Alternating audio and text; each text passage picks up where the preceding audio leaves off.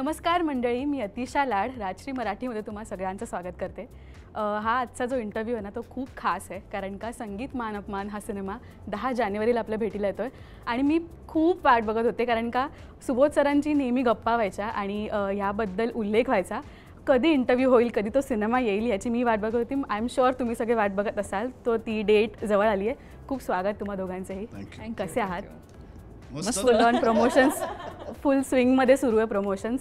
Subodh sir, म्हणजे एक प्रेक्षक म्हणून आणि तुमचा फॅन म्हणून ना एक माझ्यासाठी इमोशनल मोमेंट आहे, कारण का आपण बऱ्याचदा सेटवर भेटलो आहे, बऱ्याच सिनेमांच्या साठी आपण मुलाखती केल्यात. आपण संगीत मानपांबद्दल नेहमी बोलत आलो आहे आणि फायनली ती वेळ आली आहे. दिग्दर्शक म्हणून आज काय भावना आहे की ते डिलिव्हर होते आता काहीच दिवसात? खूप छान वाटतंय, कारण आपण एक स्वप्न बघितलेलं असतं आणि ते स्वप्न जेव्हा पूर्ण होताना आपण बघतो तेव्हा कोणालाही आनंद होतोच. मला असं वाटतं तोच आनंद कुठल्याही दिग्दर्शकाला किंवा कुठल्याही निर्मात्याला असतो की एक अशा प्रकारचं एक काहीतरी चित्रपट करायचं त्यांनी स्वप्न पाहिलेलं असतं आणि मग सरते शेवटी सगळ्यांच्या मेहनतीने तो चित्रपट पूर्ण होतो. त्यामुळे माझ्यासाठीचा सगळ्यात मोठा क्षण आता माझी आज रात्री DCP निघेल, म्हणजे सिनेमा ची कॉपी जी आता प्रदर्शित होणार आहे ती आज रात्री बाहेर पडेल आणि ती बाहेर पडेल तो क्षण माझ्यासाठी गेल्या 5 वर्षातला सगळ्यात शांत क्षण असणार आहे, कारण आज मला शांत झोप लागेल. क्या बात आहे. झोपेचा विषय निघाला होता तर ह्या फेरीटेल नंतर अजून एक फेरीटेल येते, स्लीपिंग ब्युटी. त्यातही वैदेही परशुरामी लीड असणार आहे. सो त्यासाठी पण स्टे ट्यून. पण वैदेही खरंच सिनेमातही खूप सुंदर दिसतेस आणि आत्ताही खूप सुंदर दिसतेस. भामिनी कशी आहेस? थोडं प्रमोशन्समध्ये दमायला होतं आहे, पण भामिनी तुझ्यात आहे का अजून? म्हणजे काय सांगशील, ती भामिनी कशी आहे? तेव्हा जेव्हा काम सुरू होतं तेव्हा बहुतेक भामिनी म्हणूनच वावरत होते की काय, असं अगदीच सेटवरती लोकांना वाटू शकतं. पण आता मला असं वाटतं की मला पण खूप उत्सुकता आहे की आपण जे काम केले ते प्रेक्षकांच्या समोर येणार आहे, ते प्रेक्षक कसं रिसीव्ह करणार आहेत त्याची आता उत्सुकता आहे, एक्साइटमेंट आहे, नर्वसनेस आहे, सगळंच आहे. येस. सुबोध सर, मला एका गोष्टीचं ना खूप वाईट वाटतं की ना आत्ताच्या कॉलेजेसमध्ये नाटक त्या पद्धतीने बघितलं नाही जातं किंवा मुलं तितक्या ॲग्रेसिव्हली ते नाटक करत नाहीत किंवा संगीत नाटक. तुम्ही नाटकप्रेमी आहात सुरुवातीपासूनशी, बालगंधर्व, त्यानंतर कट्यार तुम्ही स्वतः दिग्दर्शन केलं आणि आता संगीत मानपमान. मला एक गोष्ट आवडली की बालगंधर्व आणि तुमच्या दोन्ही नाटकांशी म्हणजे दोन्ही मूव्हीजचा नाटकांशी संबंध आहे. नाटक प्रेम ते तुम्ही सिनेमांच्या द्वारे जपताय, त्याबद्दल एक काय सांगा? कदाचित असं असेल की मला सुरुवातीच्या काळामध्ये म्हणजे जेव्हा खऱ्या अर्थाने कुठल्याही कलाकाराचं कलेचं आयुष्य सुरू होतं ते माझं खूप उशिरा सुरू झालं. म्हणजे अभिनेता म्हणूनचं आयुष्य माझं खूप उशिरा सुरू झालं, नाटकप्रेमी म्हणून आयुष्य खूप उशिरा सुरू झालं आणि ती जी माझी वर्ष गेली ना ती वर्ष मी आता इतक्या प्रमाणे भरून काढतो आहे की आता मला ती माझी भूकच थांबत नाही आहे. आणि कदाचित ती वर्ष मला मिळाली असती तर आत्ता कदाचित बालगंधर्व नसतं घडलं, कदाचित कट्यार नसतं घडलं. पण ती जी गेलेली वर्ष आहेत ना, ज्या वर्षात माझा नाटकाशी संबंध नव्हता, ज्या वर्षात मला अभिनयाची आवड नव्हती, ज्या वर्षात मी संगीत माझ्या आयुष्यात नव्हतं, ते इतकं उशिरा आलं आहे की आता असं वाटतं जे आलं ते भरभरून जगावं. आणि म्हणून बालगंधर्व, म्हणून कट्यार, म्हणून घाणेकर, म्हणून मानपमान, त्यामुळे ते भरभरून जगणं आहे, बाकी काही नाही आहे. आणि बालगंधर्व सिनेमातली गाणीसुद्धा अजूनही आम्ही ऐकतो आणि ती एक वेगळाच मूड सेट करतात. सेम संगीत मानपमानची गाणीसुद्धा. मला सांगा ना, ही चळवळ कधी सुरू झाली की आपल्याला हा सिनेमा अशा पद्धतीने आणायचा आहे प्रेक्षकांसमोर? जेव्हा आपण मनात एक ठरवतो ना तेव्हा आपण काहीतरी ॲक्शन करू शकतो त्याबद्दल, एका मोठ्या प्रमाणात जेव्हा मनात काहीतरी सुरू असतं, हे कधी सुरू झालेलं? कट्यारनंतर खरं तर शंकरजींना आणि मला पुढची एक म्युझिकल करायची होती, फिल्म लगेचच. म्हणून आम्ही कट्यार प्रदर्शित झाला नोव्हेंबरला 2015 साली आणि मग ते वर्ष गेलं. 2016ला मी सुरुवात केली मानापमान वाचायला आणि मानापमान वाचलं, पण मला काही त्याच्यातनं असं म्हणजे मी काय शोधत होतो हे मला कळत नव्हतं आणि ते असं काहीच घडलं नाही, म्हणजे त्या वाचनातनं काही घडलं नाही. मग ते बाजूला ठेवून दिलं.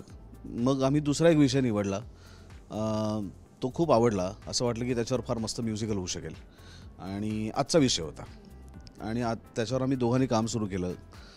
जवळजवळ 2 ते 3 लेखक बदलले, 3 वर्ष काम केलं, पण ते काही कागदावरती उतरलं नाही जसं मला हवं होतं.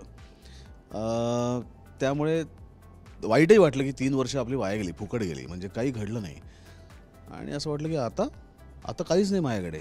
4 वर्ष मी 16, 17, 18 फालतूची घालवली, म्हणजे काहीच घडलं नाही. मग असं वाटलं आता काय करायचं. म्हटलं परत एकदा मानापान वाचूया, बघूया. कदाचित 3 वर्षापूर्वी वाचलं होतं तेव्हा काही सापडलं नव्हतं, आता काहीतरी सापडेल. मग परत एकदा मानापान वाचलं आणि एकदम क्लिक झालं, जे कदाचित मी मिस करत होतो आधीच्या वाचनात. मी म्हटलं अरे आपण याच्याकडे केवळ एक मराठी नाट्यसंगीताची चळवळ बिळवळ म्हणून जे बघतोय तिथेच आपण गणतोय. आपण याच्याकडे गोष्ट म्हणून बघितलं पाहिजे स्वतंत्रपणे. आणि मला लक्षात आलं की ह्याच्यात एक फार मस्त परिकथा दडली आहे, एक चांदोबाची गोष्ट दडली आहे मानप्पांच्या नाटकाच्या कथेमध्ये. आणि आपण ते टाळत होतो आत्ता, त्याच्यामुळे आपण त्याच्याकडे ओढले जात नव्हतो. आणि ती गोष्ट लक्षात आल्यानंतर मग आम्ही शिरीष गोपाळ देशपांडेंकडे मी गेलो 2019 साली. आणि 2019 साली त्याच्या स्क्रिप्ट रायटिंगला सुरुवात केली. तेव्हा असं वाटलं की एका वर्षात होईल, म्हणून मी 2020 साली 2021चं पोस्टर पण टाकलं होतं की 2021च्या नोव्हेंबरमध्ये, असं मी पहिलं पोस्टर पण टाकलं होतं. पण हा कुठनं ओव्हर कॉन्फिडन्स होता मला माहीत नाही. शेवटी त्यांनी ज्या संहितेने जितकी वर्ष लावायची तितकी लावली. त्यांनी 3.5 वर्ष आयुष्यातली घेतली.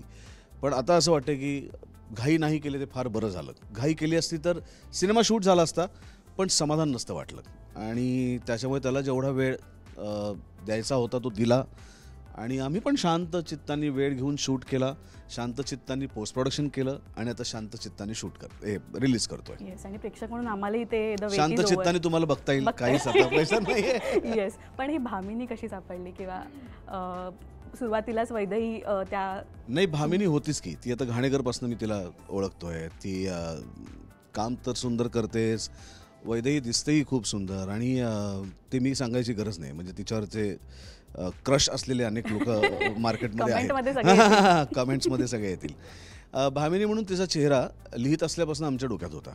म्हणजे मी शिरीष ही ऊर्जामध्ये आमची चर्चा पण व्हायची. कारण तुम्ही जेव्हा एखादं कॅरेक्टर लिहिता तेव्हा तुम्ही एखाद्या कलाकाराला डोक्यात ठेवून ते लिहित असता की हिला आपण डोळ्यासमोर ठेवूया आणि लिहूया. पण बऱ्याच वेळेला त्याच्यात धोका असाही असतो की तुम्ही अडकून पडता, मग दुसरा कोणाचा चेहरा दिसत नाही. दुसऱ्या कोणाचा नाही, मग तुम्ही जर चेहरे घेतलेत ना, मग तुम्ही त्याच्यात अडकून जाता. मग त्याच्या पलीकडे तुम्ही विचार नाही करत आणि तुम्हाला त्या एका साच्यामध्ये तुम्ही गुंफून ठेवता. म्हणून मी तेव्हा शक्यतो टाळत होतो स्क्रिप्ट लेवलला कुठल्याही आर्टिस्टचा चेहरा डोळ्यासमोर आणणं. आणि हीच नाही, माझाही चेहरा माझ्या डोळ्यासमोर नव्हता, कोणाचाच नव्हता. आम्ही फक्त धैर्यधर, भामिनी, चंद्रविलास, त्यांची आई राजा राणी, एवढ्याच कॅरेक्टरला डोळ्यासमोर ठेवून किंवा त्यांची नावं डोळ्यासमोर ठेवून आम्ही लिहित होतो की जेणेकरून आपण कशात अडकायला नको, म्हणजे कुठल्याही व्यक्तीमध्ये नको अडकायला.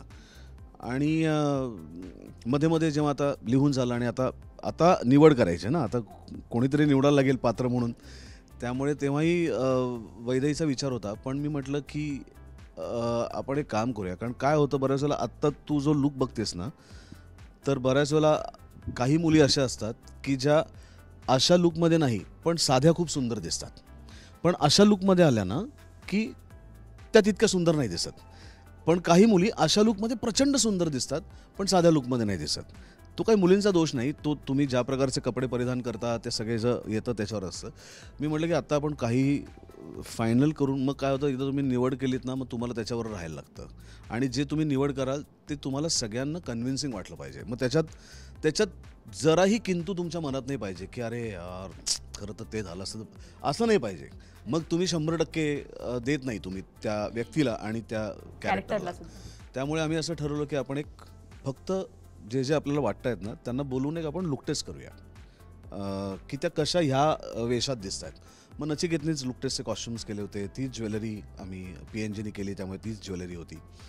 आणि सगळ्या आल्या. आणि मला असं वाटतं की वैदेही ज्या ग्रेसफुली दिसली आहे पिक्चरमध्ये सुद्धा आणि त्यावेळेससुद्धा, तर तीच ग्रेस मला भामिनी म्हणून हवी होती. आणि जेव्हा वैदेहीची लुक टेस्ट आम्ही सगळ्यांनी बघितली तेव्हा प्रत्येकाचं हेच म्हणणं होतं की हीच ती, म्हणजे आता दुसरा काही विचार नाही. हो. पण जेव्हा असं आपल्याबद्दल इतका विचार केला जातो ना, एक कलाकार म्हणून सॅटिस्फॅक्शन की कुठेतरी तो लेवल गाठायचा आपण नेहमीच प्रयत्न करत असतो, त्यासाठीच आपण काम करतो. ही लेवल तू गाठलीस, त्याचा स्वतःला एक प्राईड मोमेंट आहे का त्याच्यासाठी? मला असं वाटतं मी कायमच म्हणजे माझा अप्रोच हा आहे की मी स्वतःला नशीबवान समजते. आज योग्य माणसांबरोबर काम करता येणं आपण अर्थातच आपल्याकडनं 100%च्या वरच देत असतो. तू म्हणालीस तसं प्रत्येकालाच त्या लेवलला पोचायचं असतं आणि ती लेवल गाठायची असते. पण काय म्हणूया, there is also another side ना, beauty lies in the eyes of the beholder. तर मी ज्यांच्याबरोबर काम करते ती माणसंही तेवढी चांगली असणं गरजेचं आहे. आणि ती पुण्याई आता कोणाची ज्याचा मला फायदा होतोय मला माहिती नाही, पण मला कायमच खूप चांगल्या चांगल्या माणसांबरोबर काम करण्याची संधी मिळाली. त्यामुळे आज आम्ही आणि डॉक्टर काशीनाथ घाणेकरमध्ये एकत्र काम केल्यावर असं कधी वाटलंही नव्हतं की अशा एखाद्या चित्रपटासाठी आपला विचार केला जाईल. पण काय मी म्हटलं तसं मी नशीबवानच आहे की ह्या लोकांना तो विश्वास वाटला की आपण हे पात्र त्यांना जसं हवंय तसं साकार करू शकू. त्यामुळे येस. आणि तू अनेक रोल केले आहेस, त्याच्यामध्ये डॅशिंग दिसली आहेस, क्यूट दिसली आहेस आणि ह्यामध्ये थोडा राजेशाही लुक होता. प्रत्येक कोणत्याही फील्डमध्ये असू दे प्रत्येकाला असं हवं असतं ना की मला हे अचीव करायचं आहे. वैदेही तुझ्या बकेट लिस्टमधलं ही एक गोष्ट टिक झाली आहे का, किंवा कधी कधी आपण विचारही नाही करत ते होऊन जातं, तर ही त्यातली एक भूमिका होती का? माझ्या बहुतेक सगळ्या कामांच्या बाबतीत असं आहे, माझी बकेट लिस्टच नाही आहे कामांच्या बाबतीत. म्हणजे मला आठवतही नाही आणि कधी मी स्वतःशी सुद्धा हा विचार केला आहे की मला अशा प्रकारची भूमिका करायला आवडेल किंवा मला असा चित्रपट. माझा प्रयत्न हाच आहे की मी आधी जे काम करते त्याच्यापेक्षा काहीतरी वेगळं आणि जास्ती चॅलेंजिंग मला पुढच्या सिनेमात करायला मिळावं. आणि माझ्या सुदैवाने वेगवेगळ्या पद्धतीची कामं माझ्याकडे येत गेली आणि त्यातलंच हा एक चित्रपट आहे असं मला वाटतं. म्हणजे माझ्या बकेट लिस्टमध्ये अर्थात जेव्हा तुम्ही अभिनय करायला सुरुवात करता किंवा त्याही आधी मला असं वाटतं की लहानपणी प्रत्येकालाच वाटत असतं मैं हिरोईन बनना चाहती हूँ वाला फील प्रत्येकाचाच असतो आणि माझाही होता. जरी मला ॲक्टिंग करायची नव्हती, मी पूर्णपणे नाचाला वाहून दिलेलं होतं माझं आयुष्य आणि मी शिक्षण सुरू असताना सुद्धा कथ्थकच्या परीक्षा देत होते, शिकवत होते. पण तरी कुठेतरी एक सुप्त इच्छा असते की काहीतरी असं एक हिरोईन म्हणून आपल्याला करता यावं. पण ती अर्थातच नंतर विरून गेली. म्हणजे माझं जसं जसं काम वाढायला लागलं तसं तसं माझा फोकस हाच होता की मला किती वेगवेगळ्या पद्धतीची कामं करता येत आहेत. पण त्या सगळ्यात ही संधी जेव्हा चालून आली तेव्हा असं लक्षात आलं की अरे हो, हे आपलं एक स्वप्न होतं जे आपण कुठेतरी आत कोपऱ्यात दडवून ठेवलं होतं, ते पूर्ण करण्याची मला या निमित्ताने संधी मिळते. आणि अशा पद्धतीने प्रेझेंट होणं पुन्हा एकदा मला असं वाटतं की मी खूप नशीबवान आहे.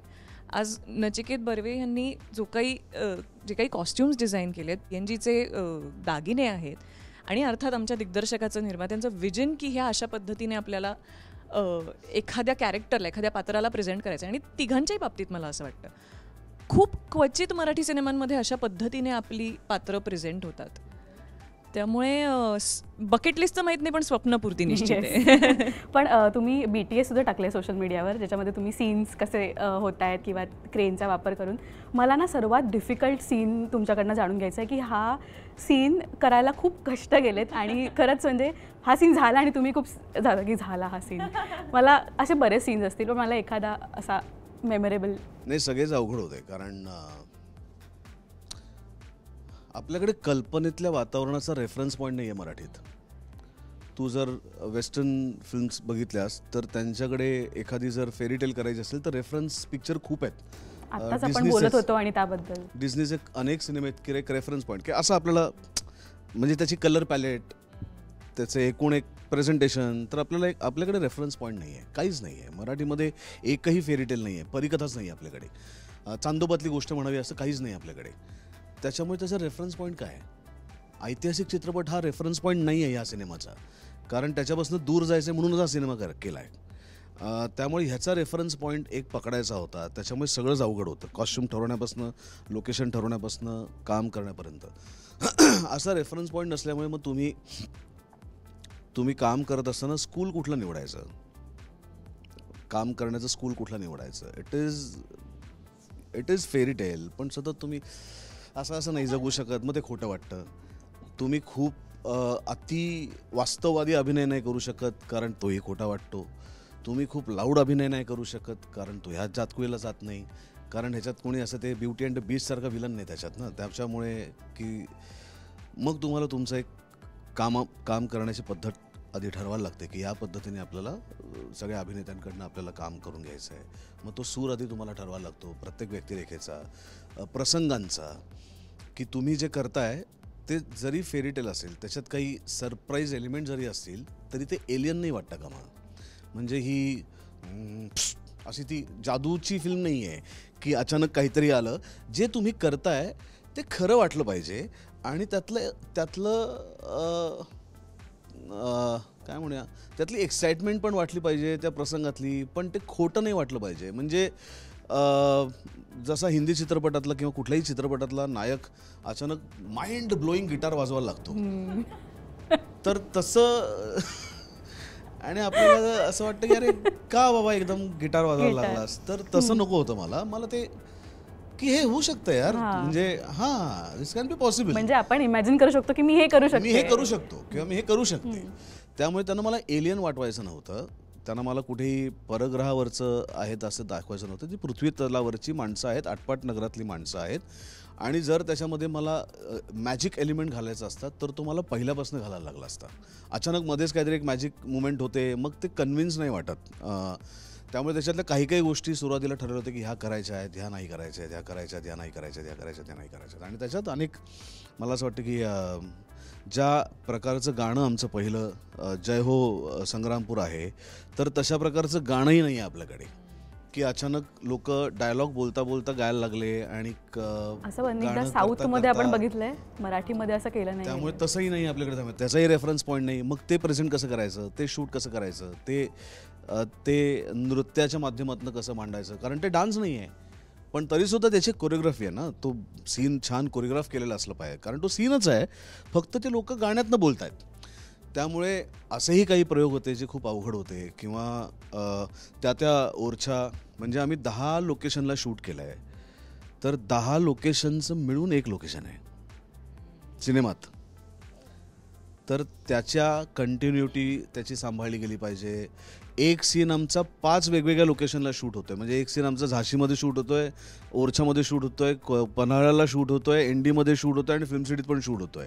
इतक्या ठिकाणी एकच सीनचं शूट चाललंय, तर त्याच्या सगळ्याची कंटिन्युटी कपड्यांची असेल, तर हे सगळेच अवघड प्रकार होते. आणि मला असं वाटतं ह्याच्यातलं सगळ्यात अवघड नाही, ट्रिकी गाणं होतं, जे सांगू कसा मी तुला, जे सुमितच्या तोंडी गाणं आहे, आणि तो धैर्यधर आणि भामिनीच्या मध्ये काडी लावण्याचं काम करतोय. तर ते गाणं आधी आम्ही शूट केलं झाशीला, त्यातलं एक कडवं सुमितचं आणि माझं जे आहे ते आम्ही झाशीला किल्ल्यावरती शूट केलं रात्री, आणि एनडीमध्ये आल्यानंतर मग वैदेहीचा पार्ट शूट करायचा आणि माझा सेपरेट करायचा असं ठरलं होतं. वस्तीत, गरीब वस्तीत माझा आणि वैदेहीचा तिच्या महालात. तर आधी तिचं शूट करताना डोक्यात होतं की भले चंद्रविलास तिचा खूप चांगला मित्र असेल, पण तिच्या बेडरूममध्ये तिच्या मित्राची एंट्री नाही आहे. तिची बेडरूम ही तिची प्रायव्हेट स्पेस आहे, ज्या बेडरूममध्ये तिची मैत्रीण असू शकते किंवा तिचा बाप असू शकतो, कारण तो आई गेल्यानंतर तोच सांभाळतोय, पण मित्र नसू शकतो. त्यामुळे आम्ही ते गाणं आधी तिच्या महालाच्या बाहेर, महाल दिसतोय पण गाणं बाहेर चाललंय असं केलं होतं. आणि धैर्यधरचं तर वस्ती त्याची गरीब वस्तीच आहे, तो कुठेही असू शकतो. पण नंतर लक्षात आलं की ज्या प्रकारे आधी व्हिज्युअलाइज मी केलं होतं आणि गाणं ज्या प्रकारे बनलं, तर गाणं आणि माझे व्हिज्युअल जात नव्हते एकत्र.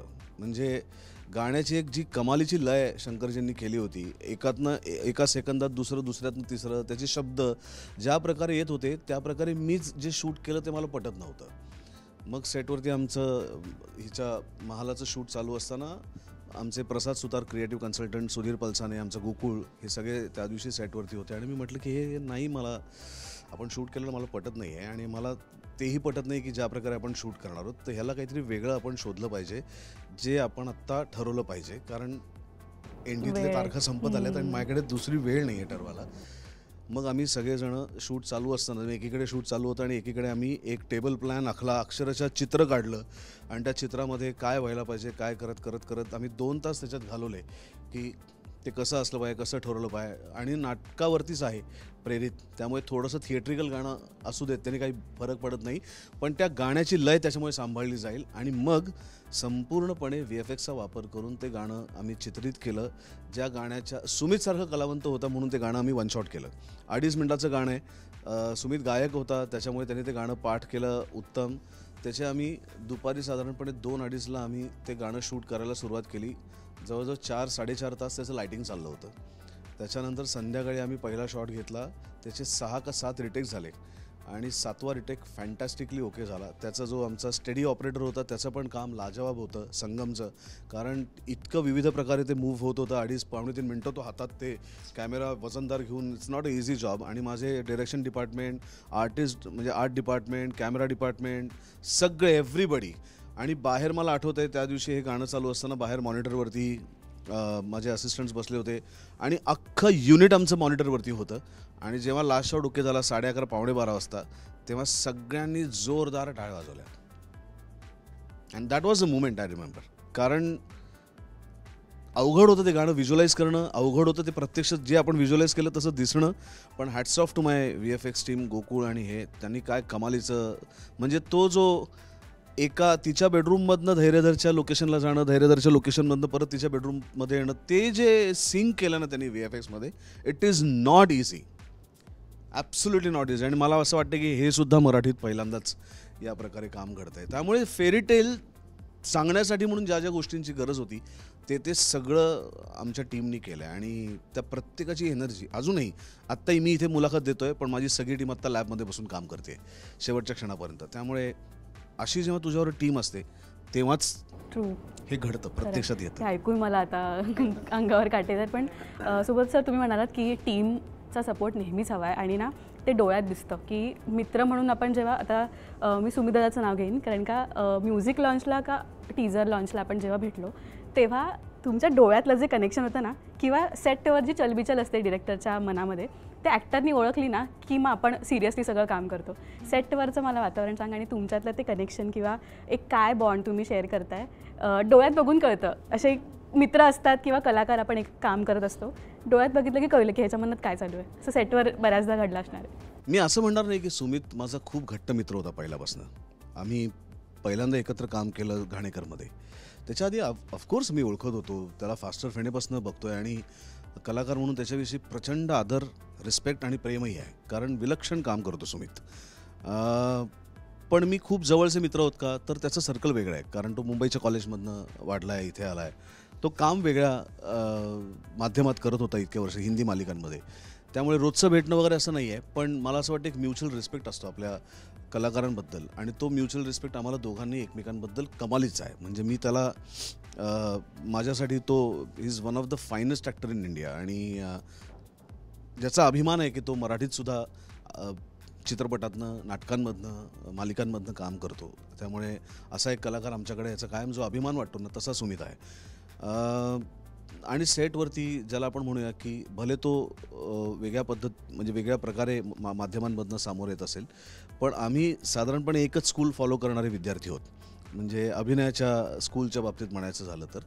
त्यामुळे एकाच शाळेचे विद्यार्थी असतील तर नकळत त्यांच्यात एक, जसे एकाच ताईकडे जसे ह्या शिकलेल्या असतात, ते ही आणि दीपाली भले एकत्र नसतील शिकल्या पण तरी त्या गुरुभगिनी आहेत, तसे आम्ही त्या स्कूलचे असल्यामुळे आम्ही गुरुबंधू आहोत. आणि एक गुरुबंधू असेल तर एक आपोआप एक तुमच्यात अंडरस्टँडिंग होतं, तुम्हाला एकमेकांना काय सांगायचं, एकमेकांना काय म्हणायचं हे कळतं. आणि अत्यंत हुशार अभिनेता जर तुमच्याबरोबर सेटवरती असेल सुमितसारखा, तर तुमच्या गोष्टी खूप सोप्या होतात, कारण तुम्ही त्याला ब्रीफ दिल्यानंतर तुम्हाला सतत त्याला सांगायला लागत नाही, त्याचं एक स्वतःचं काम सुरू होतं. आणि मग फक्त जर आपल्याला त्याच्यात एखादी ॲडिशनल गोष्ट हवी असेल किंवा एखादी गोष्ट नको असेल तर एवढंच त्याला सांगायला लागतं. मग तुम्ही त्याच्याकडे फार लक्ष देण्याची गरज नसते. आणि तुम्हाला माहिती असतं की ज्या व्यक्तिरेखेचा तुम्ही विचार केलेला आहे ती व्यक्तिरेखा तुमच्या इतकीच जर कोणी प्राणपणाने सांभाळणारा असेल तर तो तुमचा अभिनेता आहे, जो सुमितसारखा तुमच्या सेटवरती आहे. त्यामुळे तुम्हाला त्याची काळजी करण्याची गरज नसते. आणि खूप वेळा आम्हाला असं वाटतं की मी माझ्या प्रत्येकच, फक्त अभिनेत्यांचं नाही, माझ्या प्रत्येकच माणसाचा मी भयंकर रिस्पेक्ट करतो सेटवरती. त्यामुळे माईकवरनं जे आरडाओरडा करतात ना, ते माझ्या डोक्यात जाते सेटवरती, की कोणालाही, म्हणजे अगदी स्पॉटला सुद्धा ओरडून सांगतात. तर मला असं वाटतं की हीच गोष्ट तू अत्यंत शांतपणे, प्रेमाने त्यांना सांगू शकतोस. आणि मी कधी माझ्या अभिनेत्यांना ना कट्यारला किंवा मानापमानला सेटवर माईकवरनं ओरडून कधीच सांगितलं नाही. मला जर वाटलं तर मी जवळ जातो एवढ्या हळू आवाजात की ते बाजूच्याला कळणार नाही की काय सांगितलं आहे. त्यामुळे ह्या गोष्टी मी माझ्या सेटवरती प्राणपणाने पाळतो, कट्यारच्या असेल किंवा मानापमानच्या असेल. आणि फक्त कलाकारांच्या नाही, मला अगदी सुधीरला जर काही सांगायचं असेल, कॅमेरामनला किंवा आर्ट डिपार्टमेंटला काही सांगायचं असेल, तर त्या प्रत्येकाचा रिस्पेक्ट माझ्यासाठी तेवढाच आहे. जो सुमितचा रिस्पेक्ट आहे तेवढाच सुधीरचा आहे, तेवढाच संतोषचा आहे. तर माझ्यासाठी माझ्या सेटवरचं प्रत्येक घटक इज इक्वल. त्यामुळे ते वातावरण जर मी मेंटेन नाही केलं ना तर ते अवघड होऊन जाईल. आणि मला असं वाटतं की कदाचित आमच्या सगळ्यांमध्ये एकमेकांबद्दलचा कमालीचा आदर आहे, प्रेम आहे, आणि मग कोणाला पाठीमागे लागायला लागत नाही, कारण ते त्यांचं काम करत असतात. आणि जसं कट्यारमध्ये शंकर सरांचं पदार्पण होतं अभिनयामध्ये, तसं ह्या चित्रपटात ऋतू वसंतमध्ये बेला शेंडे यांचं पदार्पण आहे असं म्हणायला हरकत नाही आहे. तर ना खूप छान वाटते बघायला, आणि तुमच्याही स्टेप्स आहेत त्याच्यामध्ये. ते सॉन्ग शूट करतानाचा काही खूप स्टेप्स होत्या माझ्या, त्यामुळे त्या मीच काढल्या. कारण मला असं वाटलं की गाणं जर चांगलं व्हायचं असेल तर मी त्याच्यात कमीत कमी असणं गरजेचं आहे, आणि म्हणून मीच त्या कमी केल्या. वैदही अगदी करतेस तू. नाही, चांगली उत्तम केली आहे स्टेप. अरे इतकी सुंदर नाचणारी माझी हिरोईन आहे त्याच्यात, इतकी कमालीची एनर्जी असलेले बेला आणि शंकरजींसारखे गायक आहेत त्याच्यात. तर मी केवळ नजर लागू नये त्या गाण्याला म्हणून त्याच्यात आहे. अदरवाईज त्या गाण्यात मी नसतो तरी चाललं असतं असं मला वाटतं कधी कधी. पण बेला ताईंनी वन गो मध्ये होकार दिला होता त्या गोष्टीसाठी. नाही, माझी अटच तशी होती की हे गाणं जर तुला मी द्यायचं असेल तर तुला काम करायला लागेल. कारण ह्या गाण्याची अटच तशी आहे की जे कोणी हे गातील त्यांनी त्याच्यात काम करायचं आहे. कारण तसंच मी व्हिज्युअलाइज केलं आहे. मला गिमिकी नाही करायचं आहे, पण जे गातील मग ते नवीन लोक असतील तरी सुद्धा त्यांनी काम करायचं आहे. पण मला असं वाटतं की शंकरजी, मी लकी असं म्हणणार नाही, आम्ही ब्लेस्ड आहोत की त्यांच्यासारखा एक कमालीचा गायक संगीतकार जो अदरवाईज असं कुठल्याही फिल्मसाठी करणार नाही, आउट ऑफ द वे जाऊन कितीही पैसे मिळाले तरी, तो आमच्यासाठी, आमच्या प्रेमासाठी येतो आणि आमच्यासाठी, सर आपको डांस करना है, अरे नहीं सुबोध जी आप डांस, सर प्लीज अपना गाना है, अच्छा ठीक आहे. आणि मग ते करतात. मग ते हा विचार करत नाहीत की यार, असा नाही विचार करत ते. त्यामुळे ही जी इन्व्हॉल्वमेंट आहे ना, तर ही माझ्यासाठी आशीर्वाद आहे. त्यांचं मराठीसाठी वेगळंच प्रेम आहे, म्हणजे ते आपलं समजून सगळं करत असतात. आणि किती गोड दिसले शंकरजी आणि बेला, कमालीचे गोड दिसले. क्या बात आहे. खरंच खूप मजा आली, आणि खरंच आम्ही वाट बघतोय 10 तारीख कधी येते. आणि आम्ही तर बघणार आहोत फर्स्ट डे फर्स्ट शो. तुम्हीही बघा आणि है ना, प्रेम द्या, प्रतिक्रिया कळवा, आणि व्हायरल आजारासारखा हा चित्रपट पसरवा. कारण का आपल्या मातीची गोष्ट आहे आणि आपण पसरवली नाही तर म्हणजे. पण हा आजार फार गोड आहे, हा सांगीतिक आजार आहे, आणि तो झाला तर नथिंग लाईक इट. इतकं तुम्हाला ते संगीत आनंद देईल, सुकून देईल, शांती देईल. त्यामुळे एकट्याने बघू नका, सगळ्यांना घेऊन जाऊन बघा. थँक्यू सो मच, आणि खूप शुभेच्छा सिनेमासाठी. Thank you so much.